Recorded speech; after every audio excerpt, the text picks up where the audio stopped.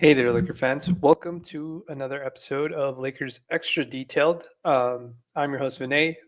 I wanted to talk today a little bit about um, this idea of bad habits and something that's been like sort of going on with this Lakers team, even with Dorian Finney-Smith returning. And one of the things I just want to sort of mention is like an internal kind of conversation that I've been having with other Laker folks is about this idea of bad habits. Like, what is it that the Lakers? Why is it that the Lakers don't have a consistently better floor when it comes to it? And I think some of this does have to do with the fact that sometimes our stars are not necessarily um, preserving bad habits, or sorry, preserving good habits.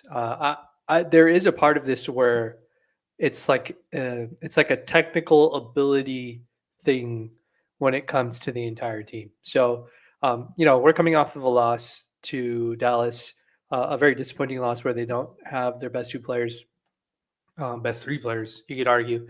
And then we have another situation where, they go down by almost 20 to the Houston Rockets, and they make a furious comeback in the third quarter, and then eventually end up losing towards the end of the game, a competitive game at that competitive and physical game. But there are like two specific bad habits I want to kind of talk about when it comes to just this Laker team, and it's been mentioned a couple times. I think Dorian Finney-Smith recently mentioned it too as well when he discussed um, just the lack of defensive communication with the team, within the team. But there are two specific types of bad habits that the Lakers have that I want to bring up, which is something that I think I'm always consistently observing as I watch the games. And so the first one is how they pick up players in transition. There is a like it is very clear that they pick up anybody, and there are times where that's warranted. Like the Lakers defenders are just trying to get back to slow down a fast break. Um, but there is a fundamental issue with their effort when it comes to picking not only getting back on defense, but picking up the right guys. And I think one of the things that's happening that's really hurting the Lakers is when they run back, they sort of just run back for the sake of running back. Like it's clear that they've been told, don't hang around. I think JJ's mentioned like that limbo rate that he uses. I don't know if that's still something that he's using to keep track of. I think if he was using limbo rate, he's probably finding out that LeBron and AD are the biggest offenders, which is why we probably haven't heard about limbo rate very much at all since it was mentioned at the start of the season. But when they run back in transition, there's no everybody doesn't have a clear like set of rules that they follow, right? And the two games, and when me and Raj do our pod, our weekly pod, we're gonna discuss it more deeply. But like one of the core things that they don't do is they don't stop the ball. Like against Houston and against Dallas to some degree, the Lakers did a pretty bad job stopping the ball in transition, and maybe not even necessarily stopping the ball, but at least slowing it down.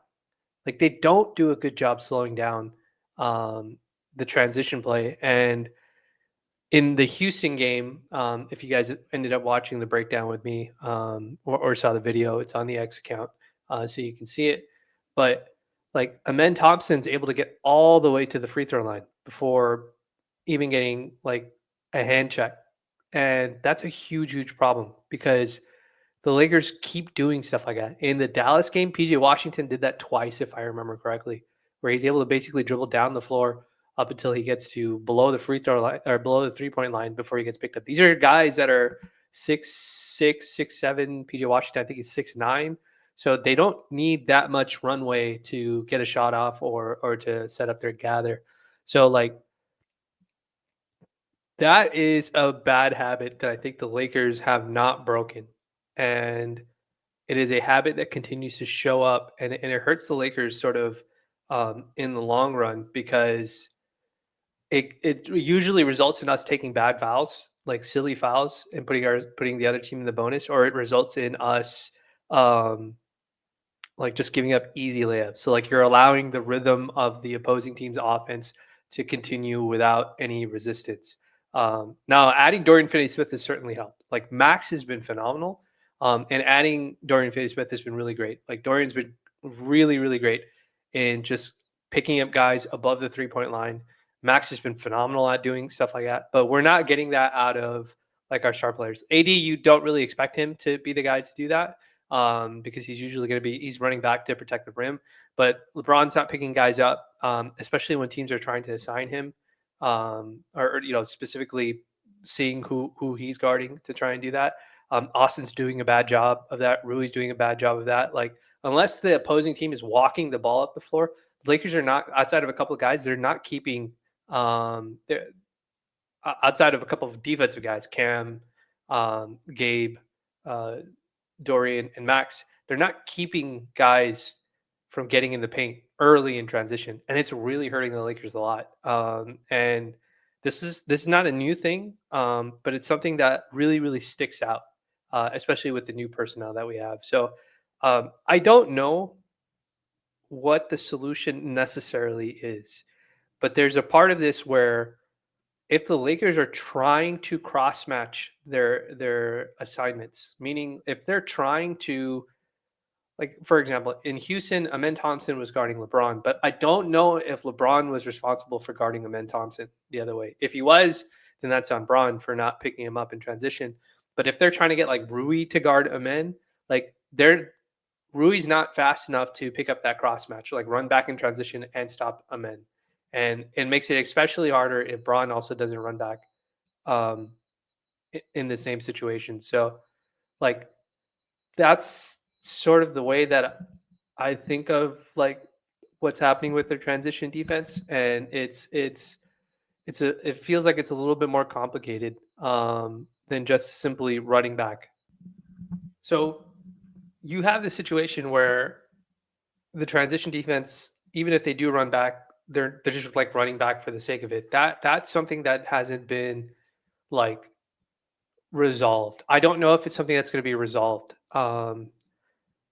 And there is a sort of a tough question that I think Raj and I will definitely discuss, about if you can teach players to break bad habits if they haven't done it. Like can you coach that out of Rui? Can you coach that out of Austin? LeBron very clearly pacing himself. Can you coach that out of him? Like I don't know. It seems like the guys who in nature do a very good job of tracking their guys is that's what they do. Like the Dorian Finney-Smiths and Max. It has to sort of be in your DNA for you to not need it coached out of your system. So I'll be curious to see if that happens. The other thing also, the other bad habit that seems to be happening very, very consistently with this team, and this is the second one I wanted to sort of discuss or just kind of talk about is their switching. The switching itself is not the problem. That is a problem, but the switching itself is not a problem. The way that the switching gets communicated is really bad. Like the Lakers are not doing a good job communicating when they want to switch or when they don't want to switch. And this is like Rui and Austin have been big culprits to this. Like they are not doing a good job communicating to each other or to their teammates what's going on. I think Dorian Finney-Smith mentioned this too as well. That when Dallas was picking on Austin, the Lakers didn't do a good job communicating with him about switches, where the screens are coming from. Like this is like that's a bad habit that is very, I think you can probably coach that out of them. Like I think that's just JJ getting on them and telling them that they have to communicate, that if you're involved to any degree, you have to communicate with each other. Like if your man goes to screen or if you're not doing anything other than just standing in the corner, you have to communicate what's happening because the person behind you can't see it. There's a little bit of technical ability here where I don't think, again, outside of our defensive guys, I don't know if like the Austin Ruiz are very good at anticipating what might happen. The same way Max would. Like Max might not need as much defensive communication as Austin would need. Same goes for like Rui and Dorian. And I think that's why you're seeing Max and Dorian be successful in the next to our three scores, mainly because they don't necessarily obviously their technical ability is significantly better, but like they don't require that. Like they don't require that much defensive communication because they're always going to do their jobs and cut off angles and be aggressive and physical and that sort of stuff defensively.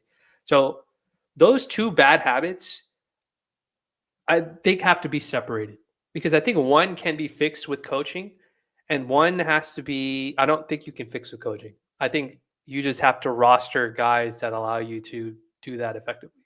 And so there's certainly a part of this where the Lakers can improve over time. Um, but especially with the transition defense part, but I'm not sure. I'm not sure you can coach that out of them.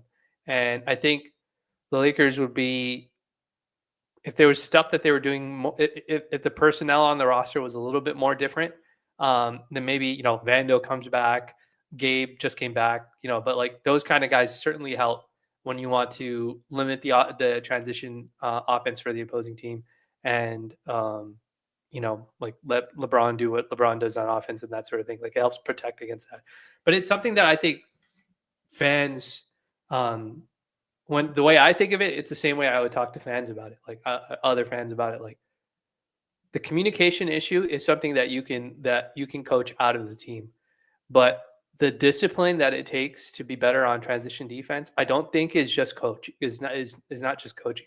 I think some of that certainly has to do with ability too as well and effort for sure. So I don't know if that means that the Lakers have to make more trades to swap out certain guys. I think adding guys like Bando will certainly help for sure.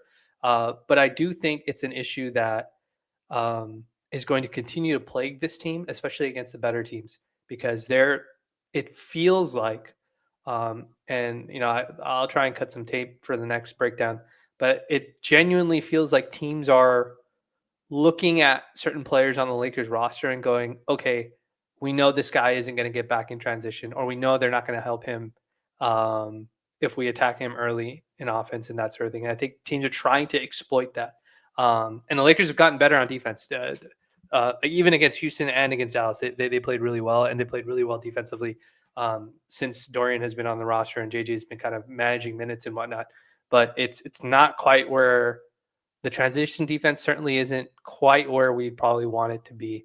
And it's as a fan, it's like a little annoying watching like